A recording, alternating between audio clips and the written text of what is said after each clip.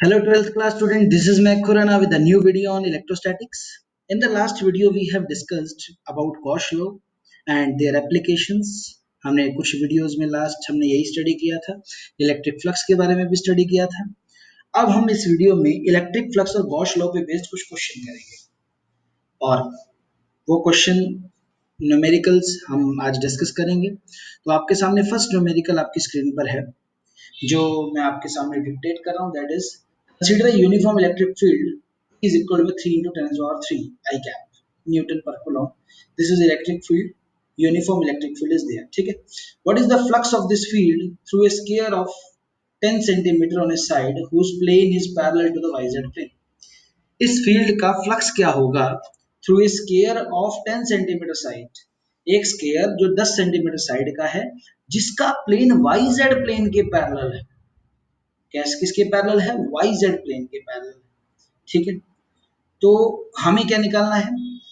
Flux निकालना है उस प्लेन में से जिसकी साइड तो जो स्केयर शेप का है और जिसकी साइड 10 सेंटीमीटर है और वो प्लेन पैरेलल किसके है?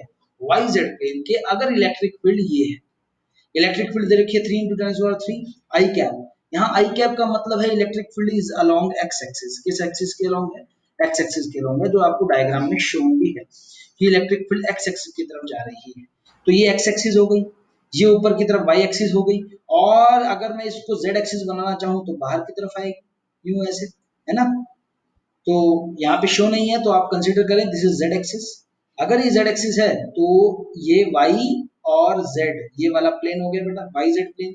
जो वाई एक्सिस और जेड एक्सिस को मिला के बनता है प्लेन उसको वाई जेड प्लेन बोलते हैं। This is Y Z plane. अच्छा, ये वाई जेड प्लेन हो गया। इस वाई जेड प्लेन में से इलेक्ट्रिक फील्ड ई जा रही है ना, ई इलेक्ट्रिक फील्ड जा रही है। इसके पैरेलल एक और प्लेन है, ये देखो ये प्लेन है इसके पैरेलल, ये वाला जो स्केयर है जो उसने बता रखा है कि ये देखो ये वाई जेड प्लेन हुआ, ये वाई और बाहर की तरफ एक्सिस कौन सी है? जेड। ये जो प्लेन बना ये वाई जेड प्लेन बना बेटा। इस वाई जेड प्लेन के पैरेलल ये देखिए, मान लो यहाँ पर है इस तरीके से, ये प्लेन है इसके पैरेलल। ठीक है, एक स्केयर है जिसकी साइड है 10 सेंटीमीटर, उसमें से कितना फ्लक्स जाएगा? फ्लक्स का फॉर्मूला क्या होता है? फ्लक्स का फॉर्मूला होता है ई इंटू में ए कॉस थीटा। ठीक है, ई इंटू में electric field into area into cos theta, या हम बोल सकते हैं E dot A, E dot A dot product भी बोल सकते हैं। यहाँ पर एरिया को आप एस से भी लिख सकते हैं और ए से भी लिख सकते हैं। प्रीवियस वीडियो में शायद मैंने एस से लिखा था जब मैंने फ्लक्स समझाया था। तो एक बार मेरी और रिक्वेस्ट है कि न्यूमेरिकल्स को करने से पहले फ्लक्स का कंसेप्ट एक बार दोबारा क्लियर कर लें ताकि आपको ये न्यूमेरिकल इजीली समझ में आ जाए। मैंने वहां पर फॉर्मूला ई इंटू में ई डॉट एस बताया था, एस का मतलब वहां पर एरिया ही है, तो ई डॉट ए भी लिख सकते हो, ई डॉट एस भी लिख सकते हो। ठीक है, तो ये यहाँ पर ये यहाँ पर एक स्केयर है इस तरीके से जो वाई जेड प्लेन के पैरेलल है, ये वाई जेड प्लेन बनेगा और इसके पैरेलल एक स्केयर है यहाँ पर जिसकी साइड कितनी है बेटा? 10 सेंटीमीटर। अब उसमें से फ्लक्स कितना जाएगा? फ्लक्स का फॉर्मूला होता है E dot A. E dot A जब मैं ओपन करता हूं तो ई ए कॉस थीटा आता है। यहाँ पर जो थीटा होता है that is the angle between electric field and area vector. और मैंने बताया था area vector is always normal to the surface. Surface के हमेशा कैसा होता है? नॉर्मल होता है, परपेंडिकुलर होता है। तो ये मान लो ये स्केयर है, ऐसा स्केयर है, तो इसके नॉर्मल ऐसा ही होगा ना, इसी तरफ, मतलब नॉर्मल इसी तरफ होगा। अगर नॉर्मल इसी तरफ होगा, नॉर्मल अगर इसी तरफ है और इलेक्ट्रिक फील्ड भी इसी तरफ है तो दोनों के बीच का एंगल कितना होगा? जीरो हुआ, क्योंकि देखो इलेक्ट्रिक फील्ड भी इधर जा रही है, क्योंकि देखो ये मैंने स्केयर मारा ना बाहर की तरफ ऐसे, तो इसका नॉर्मल तो इसी एक्स एक्सिस के अलोंग होगा ना।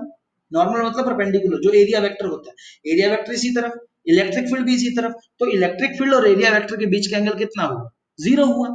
तो जब E dot A cos theta खुलेगा तो कॉस थीटा कितना हो जाएगा? एज थीटा इज जीरो तो कॉस थीटा 1 हो जाएगा। तो फ्लक्स कैसे निकलेगा? कॉस थीटा 1 होने के कारण ई ए कॉस थीटा ई ए में बदल गया, हाँ। तो यहाँ पर फ्लक्स जो बन जाएगा, flux of an electric field is given by phi is equal to में ई इंटू में ए आ जाएगा, क्योंकि कॉस थीटा तो 1 है। ठीक है ना। ई इलेक्ट्रिक फील्ड है, इलेक्ट्रिक फील्ड आपको ऊपर दे रखी है, वो दे रखी है 3 इंटू 10⁻3। ठीक है बेटा, यहाँ पर इलेक्ट्रिक फील्ड की वैल्यू पुट कर दी जाए। ठीक है, ए एरिया है, किसका एरिया? स्केयर का। स्केयर की आपको साइड दे रखी है 10 सेंटीमीटर, 10 सेंटीमीटर साइड है, उसको मीटर में बदले, 0.1 मीटर हो गया बेटा। 0.1 इंटू में स्क्वायर का एरिया कितना होता है, स्क्वायर का एरिया होता है साइड स्क्वायर, है ना। तो साइड 10 सेंटीमीटर दे रखी है, जिसको हम मीटर में बदलेंगे तो 0.1 मीटर होगी। तो 0.1 का स्क्वायर हो जाएगा बेटा, साइड स्क्वायर होता है 0.1 इंटू 0.1। इन तीनों को जब आप मल्टीप्लाई कराएंगे तो फ्लक्स आपका आ जाएगा 30। जब आप कैलकुलेट करेंगे तो 30 आ जाएगा, तो फ्लक्स आ जाएगा 30 न्यूटन मीटर स्क्वायर पर coulomb. This is the flux calculated through this plane, through this square. जो स्क्वायर आप वाईजेड प्लेन के पैरेलल ऐसे मानेंगे, ठीक है बेटा, क्लियर हुआ। इसको मैं एक बार दोबारा आपको समझा देता हूँ, देखिए। देखिए बेटा, एक यूनिफॉर्म इलेक्ट्रिक फील्ड है जिसकी इलेक्ट्रिक फील्ड दे रखी है 3 × 10⁻³ हमने इस इलेक्ट्रिक फील्ड की वजह से एक स्क्वायर में से फ्लक्स निकालना है, जो स्क्वायर 10 सेंटीमीटर साइड का है और वो स्क्वायर वाईजेड प्लेन के पैरेलल है। This is very important thing. Z कहां पर होता है, जेड देखो ये बाहर की तरफ होता है। वाई जेड प्लेन क्या होता है, ये वाई एक्सिस और जेड एक्सिस को मिला के ये जो प्लेन बनता है आपके सामने, ये देखो ये वाला, ये जो मान लो ये जेड एक्सिस है, बाहर की तरफ जेड एक्सिस है, ठीक है। इस जेड एक्सिस और वाई एक्सिस को मिला के एक प्लेन बनाना, ये प्लेन वाई जेड प्लेन होगा, इसके पैरेलल है, मतलब यहाँ पर ऐसे स्क्वायर है, ठीक है। इस स्क्वायर में से इलेक्ट्रिक फील्ड पास हो रही है, तो फ्लक्स निकालना है ना। तो फ्लक्स की कैलकुलेशन क्या होती है, ई इंटू में ए कॉस थीटा, मतलब ई इंटू में S cos theta, E dot S या ई डॉट ए, यही फॉर्मूला होता है ना। तो हमने ई ए कॉस थीटा लगा दिया। लेकिन यहाँ पर देखिए इलेक्ट्रिक फील्ड इस तरफ है, यहाँ पर जो थीटा एंगल होता है वो किसके किसके बीच में होता है, इलेक्ट्रिक फील्ड और एरिया वेक्टर के बीच में। अब आप देखिए ये स्क्वायर है, उसका एरिया वेक्टर किस तरफ होगा, बाहर की तरफ, इस तरफ होगा। तो इलेक्ट्रिक फील्ड भी इसी तरफ है, एरिया वेक्टर भी इसी तरफ है, तो दोनों के बीच का एंगल कितना हो गया, 0। तो cos 0 कितना होता है, 1 होता है ना। तो ई ए cos थीटा जो होता है फ्लक्स, वहां पर cos थीटा कितना हो गया, 1 हो गया। तो हमारा फ्लक्स की कैलकुलेशन कैसे होगी, ओनली ई इंटू में ए, है ना। तो ई इलेक्ट्रिक फील्ड दे रखी है आपको 3 × 10⁻³ ऊपर क्वेश्चन में देखो आप, है ना, दे रखी है आपको। और एरिया क्या है, एरिया होता है साइड स्क्वायर, साइड दे रखी है 10 सेंटीमीटर, मीटर में बदला 0.1 इंटू में 0.1। तो आप यहाँ पे आपका आंसर आ गया 30 न्यूटन मीटर स्क्वायर पर coulomb. This is the flux through that square surface. ठीक है बेटा, क्लियर हो गया। अब हम चलते हैं नेक्स्ट क्वेश्चन पे। सेकंड क्वेश्चन जो है हमारे पास, that is an electric field of 500 volt per metre. Electric field है जिस जो 500 वोल्ट पर मीटर की है, makes an angle of 30 degree. ये यहाँ पर थोड़ा सा ध्यान देना, ये डिग्री है, मेक्स एन एंगल ऑफ 30.00 लिख रखा है, ये डिग्री है। समझ, ये थोड़ा सा इसको क्लैरिफाई कर लेना, ये ऊपर आएगा, ये थोड़ी सी मिस्टेक है यहाँ पर। तो 30 डिग्री है ये, ठीक है। तो 30 डिग्री एंगल बन रहा है और इलेक्ट्रिक फील्ड कितनी है, 500 वोल्ट पर मीटर, ठीक है। विद द सरफेस वेक्टर, कितने किसके साथ ये 30 डिग्री एंगल बन रहा है, सरफेस वेक्टर। सरफेस वेक्टर मतलब एरिया वेक्टर, मतलब इलेक्ट्रिक फील्ड एरिया वेक्टर के साथ अब कितना एंगल बना रही है। पिछले केस में तो हमने निकाला था कि एंगल कितना था, 0 निकाला था, है ना। जो cos 0 कितना हो गया था, 1 हो गया था। लेकिन इस केस में उसने दे रखा है कि इलेक्ट्रिक फील्ड और एरिया, एरिया वेक्टर या सरफेस वेक्टर के बीच का एंगल कितना है, 30 डिग्री, ठीक है। तो 30 डिग्री है, तो इट हैज इस magnitude of 0.5 metre square, 0.500 metre square, ये इसका एरिया दे रखा है। उस ये जो वो जो सरफेस है जिसके साथ ये इलेक्ट्रिक फील्ड 30 डिग्री का एंगल बना रही है, उसका मैग्नीट्यूड कितना है, उस एरिया का, उस एरिया का मैग्नीट्यूड है 0.500 metre square. Find the electric flux that passes through the surface. Electric flux कितना पास होगा, ठीक है। तो इलेक्ट्रिक फ्लक्स का फॉर्मूला आपको पता है, अभी मैंने पिछले क्वेश्चन में भी बताया था, इलेक्ट्रिक फ्लक्स होता है ई इंटू में ए कॉस थीटा या E into S cos theta, E dot S या ई डॉट ए, है ना। तो ई इंटू में ए कॉस थीटा यहाँ पर लगा देंगे सीधा। तो यहाँ पर देखो ई डॉट ए लगा रखा है, इसको हम खोलते हैं तो ई ए कॉस थीटा आ जाता है। ई इलेक्ट्रिक फील्ड आपको दे रखी है, कितनी दे रखी है बेटा, ऊपर देखो, ऊपर आपको दे रखी है electric field 500 volt per metre, और एंगल कितना दे रखा है सरफेस वेक्टर के साथ। देखो यहाँ सरफेस एरिया वेक्टर के साथ कितना एंगल दे रखा है, 30 डिग्री। तो थीटा यहाँ पर कितना हो जाएगा, 30 डिग्री। जो पिछले केस में 0 था, तो थीटा 30 डिग्री, एरिया कितना दे रखा है 0.5 मीटर स्क्वायर, तो 0.500 मीटर स्क्वायर लिख दिया हमने, ठीक है। अब इन तीनों को सॉल्व करने के बाद cos 30 की वैल्यू होती है √3/2, और पुट करने के बाद हमने जो सॉल्व किया तो फ्लक्स आ गया 217 volt meter, 217 volt meter. This is the flux, ठीक है बेटा। तो फ्लक्स आ गया उस सरफेस में से, देखो ये आपके शो भी कर रखा है, ये आपके सामने एक स्केयर है और इस स्केयर में से ये इसका एरिया वेक्टर है, ये इलेक्ट्रिक फील्ड है, दोनों के बीच का एंगल कितना है 30 डिग्री। ये यहाँ पर ये 30 डिग्री है। ठीक है, तो इसमें से आपने क्या निकाला है, फ्लक्स निकाला है, तो आपका फ्लक्स आ गया बेटा। ठीक है बेटा, क्लियर हो गया आपको। अच्छा, इसके बाद क्वेश्चन नंबर थर्ड क्या है बेटा, ये भी फ्लक्स पे ही बेस्ड है। Determine the electric flux of a flat sphere having an area of 10 metre square is an uniform electric field of 8000 newton पर coulomb passing perpendicular to it. Electric flux निकालना है किससे, एक फ्लैट स्केयर से। ठीक है, जिसका एरिया दे रखा है 10 मीटर स्क्वायर और इलेक्ट्रिक फील्ड कितनी दे रखी है 8000 न्यूटन पर coulomb passing perpendicular to it, उसके परपेंडिकुलरली पास हो रही है। इलेक्ट्रिक फील्ड इसके परपेंडिकुलरली जा रही है, मतलब नॉर्मल, और इस स्केयर का नॉर्मल भी इसी तरफ ही होता है परपेंडिकुलर। इस स्फीयर का जो एरिया वेक्टर होगा वो भी किस तरफ होगा, इस तरफ होगा। आपको पता ना, ये देखो एरिया वेक्टर नॉर्मल होता है, तो ये नॉर्मल दे रखा है, ये एरिया वेक्टर की डायरेक्शन है। इलेक्ट्रिक फील्ड भी नॉर्मली ही जा रही है परपेंडिकुलर। तो आप खुद सोच के देखिए, अगर इलेक्ट्रिक फील्ड परपेंडिकुलर जा रही है मतलब एरिया वेक्टर की डायरेक्शन में जा रही है, तो दोनों के बीच का एंगल कितना हो गया, जीरो हो गया। अगर दोनों के बीच का एंगल जीरो हो गया तो इलेक्ट्रिक फील्ड ये हो गई 8000 और एरिया हो गया 10 मीटर स्क्वायर। तो यहाँ पर थीटा, दोनों के बीच का एंगल इलेक्ट्रिक फील्ड और एरिया वेक्टर के बीच का एंगल कितना हो गया, जीरो हो गया।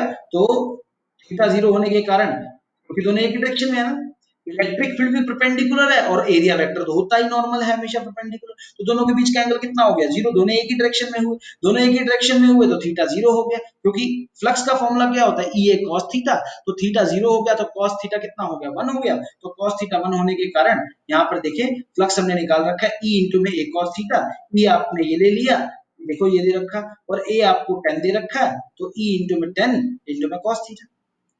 ठीक है, तो यहाँ पर थोड़ा सा मैं आपको बता देता हूँ, ये एरिया दे रखा है, तो यहाँ पे मिस्टेक है बेटा, थोड़ा सा समझ लेना, क्योंकि एरिया यहाँ पे 10 मीटर स्क्वायर दे रखा है, यहाँ पे 10 का स्क्वायर कर रखा है, मतलब 10 ही है, यहाँ पे स्क्वायर नहीं आएगा, थोड़ा सा इस बात का ध्यान रखना। तो यहाँ पर cos 0 1 हो गया, तो यहाँ पर 10 आएगा, तो 8 into 10 raise to the power 4 answer आएगा, इट इज नॉट 5। 10 स्क्वायर कर रखा है, दैट इज रॉन्ग। तो इसको थोड़ा सा करेक्ट कर लेना कि 10 स्क्वायर नहीं आएगा, सिर्फ 10 आएगा, क्योंकि वो आपको साइड नहीं दे रखी, वो आपको क्या दे रखा है बेटा, ऊपर क्या दे रखा है, यहाँ पर एरिया दे रखा है, नॉट साइड। ठीक है, तो एरिया आपने सीधा डायरेक्ट पुट करना है, उसका स्क्वायर नहीं करना है, तो यहाँ पर 10 आएगा ओनली, स्क्वायर नहीं आएगा। तो 8000 इंटू में 10, 8 इंटू 10 इज 4 आ जाएगा, दिस इज फ्लक्स। ठीक है बेटा, ओके। अगला क्वेश्चन हम करते हैं, this is question is based on the Gauss theorem, ये गॉस थ्योरम पे बेस्ड है। देखिए बेटा, there are three charges q1 q2 q3 having charge 6 coulomb 5 coulomb and 3 coulomb enclosed in a surface, एक surface के अंदर enclosed।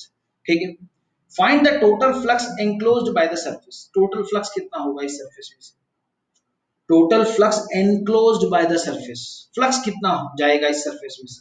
देखो बेटा, फ्लक्स हमें पता है कि किसी भी एक क्लोज्ड सरफेस के अंदर क्या होता है, टोटल चार्ज जो उसके अंदर हो बाय में एप्सिलॉन नॉट, यही होता है ना। अब देखो बेटा, टोटल चार्ज Q किसके बराबर होगा, Q1 plus Q2 plus Q3। Q1 कितना है 6 कूलम, Q2 कितना है 5 कूलम, Q3 कितना है 3 कूलम, तीनों को सम करेंगे तो टोटल चार्ज है 14 coulomb. This is the total charge, total charge enclosed in the surface, surface के अंदर टोटल चार्ज आ गया, क्योंकि तीनों चार्ज सरफेस के अंदर है ना। देखो, enclosed in the surface, surface के अंदर ये चार्ज तीनों है। ठीक है, अगर ये तीनों चार्ज है तो एनक्लोज्ड चार्ज हमने टोटल निकाल लिया, कितना आ गया 14 कूलम। और आपको पता है जो टोटल फ्लक्स होता है, फ्लक्स वो होता है total enclosed charge by epsilon. Total enclosed charge कितना है 14 कूलम, बाय में एप्सिलॉन नॉट हमने लिख दिया, एप्सिलॉन नॉट की वैल्यू आपको पता ही है 8.85 into 10⁻²।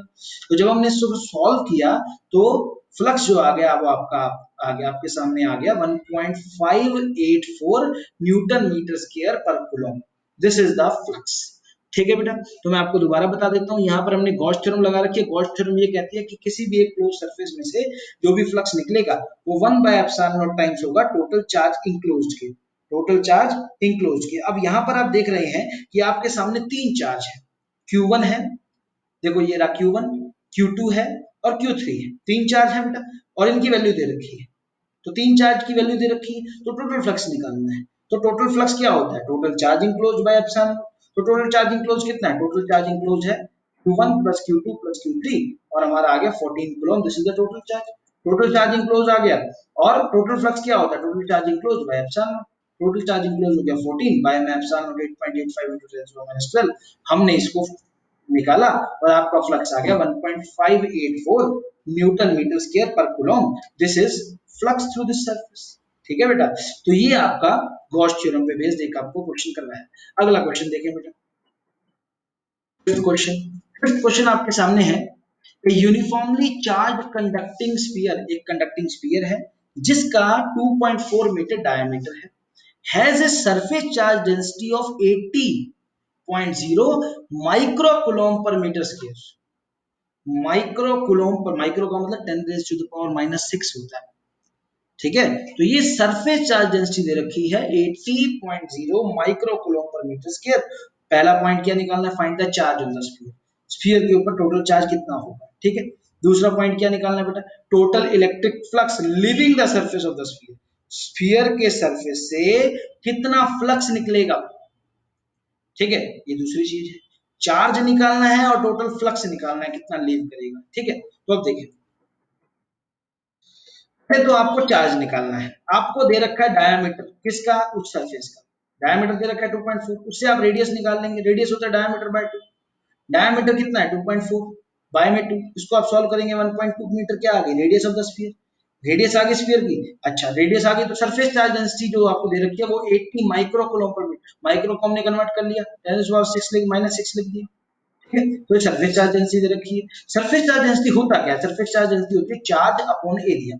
एरिया हमारे पास स्फीयर है तो स्फीयर का एरिया आ जाएगा, चार्ज अपॉन स्फीयर का एरिया, है ना। तो चार्ज यहाँ पर क्या आ जाएगा, एरिया इंटू सिग्मा। सिग्मा मतलब सरफेस चार्ज डेंसिटी, है ना। 4 पाई r के इधर आ जाएगा इंटू में sigma, this is charge on the sphere. Charge on the sphere आ गया बेटा, 4 पाई r इंटू में सिग्मा। 4 पाई r कितना है बेटा, आर आपके सामने ऊपर आपने निकाला है, देखो आर आपका 1.2 मीटर है, तो यहाँ पर आपने आर स्क्वायर लगा दिया इंटू में सिग्मा। सिग्मा आपके सामने कितना है 80 इंटू में 10⁻6, तो यहाँ पर आपने पुट कर दिया 80 into 10⁻6। After solving this we will get, आप जो आ गया आपके सामने वो आ गया 1.447 into 10⁻3 coulomb. This is the charge on the sphere. Sphere के ऊपर कितना चार्ज है, स्फीयर के ऊपर इतना चार्ज है, जिस स्फीयर का डायमीटर 2.4 मीटर था, सरफेस चार्ज डेंसिटी ये थी। ठीक है, उस स्फीयर के ऊपर टोटल चार्ज आ गया आपके पास, ये आ गया। ठीक है बेटा, मैं एक बार दोबारा डिक्टेट कर देता हूँ। देखिए बेटा, आपको क्या दे रखा है, एक स्फीयर दे रखा है और उस स्फीयर का डायमीटर दे रखा है और उसकी सरफेस चार्ज डेंसिटी दे रखी है, तो आपको उसके ऊपर कितना चार्ज है ये निकालना है। देखो, डायमीटर से हमने रेडियस निकाल लिया, देखो डायमीटर बाय 2, 1.2 मीटर आ गया। सरफेस चार्ज डेंसिटी सिग्मा से डिनोट होती है, वो इतनी दे रखी है 80 माइक्रो, माइक्रो को हमने 10⁻6 में लिख दिया। ठीक है, और उसका फॉर्मूला होता है Q upon total charge on the sphere by में एरिया। एरिया है 4 पाई r², तो इसको इधर ले जाएंगे तो चार्ज आ जाएगा 4 पाई r² इंटू सिग्मा। ठीक है, अच्छा, तो चार्ज ऑन द स्फीयर आ गया 4 पाई, पाई की वैल्यू कितनी है 3.14 इंटू में r² 1.2 का स्क्वायर। ठीक है, r आपको दे रखा है ना रेडियस जो आपने यहाँ पे निकाला 1.2 का स्क्वायर इंटू में सिग्मा। सिग्मा यहाँ पर आपने पुट कर दिया 80 इंटू 10⁻6 और यहाँ पे आपने सॉल्व किया तो आपके पास आ गया चार्ज जो स्फीयर पे है वो कितना है 1.447 इंटू 10⁻3 कूलम। ठीक है बेटा, अब आपको निकालना है कितना फ्लक्स निकलेगा। देखो अगला क्वेश्चन यही है। सेकंड पार्ट ये है, what is the total electric flux living the surface of the sphere. Sphere में से कितना फ्लक्स निकलेगा, अब कितना फ्लक्स निकलेगा वो निकालना है। अब आपको पता है गॉस थ्योरम क्या कहती है, इलेक्ट्रिक फ्लक्स जो होती है वो चार्ज इंक्लोज एप्सिलॉन नॉट होती है। अब चार्ज कितना है सरफेस के ऊपर, चार्ज है 1.447 into 10⁻3 बाय में एप्सिलॉन नॉट की वैल्यू कितनी होती है 8.85 into 10⁻12। ठीक है, दोनों की वैल्यूज हमने पुट करी और after solving this we will get कि फ्लक्स हमारा कितना आ गया 1.63 into 10⁸ न्यूटन मीटर स्क्वायर पर coulomb. This is the flux through that sphere. उस स्फीयर में से कितना फ्लक्स बाहर निकलेगा, लीव करेगा 1.63 into 10⁸। ठीक है बेटा, this is complete numericals on Gauss theorem and electric flux. और भी टाइप के न्यूमेरिकल गॉस थ्योरम पे बनते हैं, आप भी ट्राई करें और एक वीडियो में और डालूंगा गॉस थ्योरम के न्यूमेरिकल्स के। ठीक है, तो do watch my videos, like my videos if you understand the concept. Thanks a lot.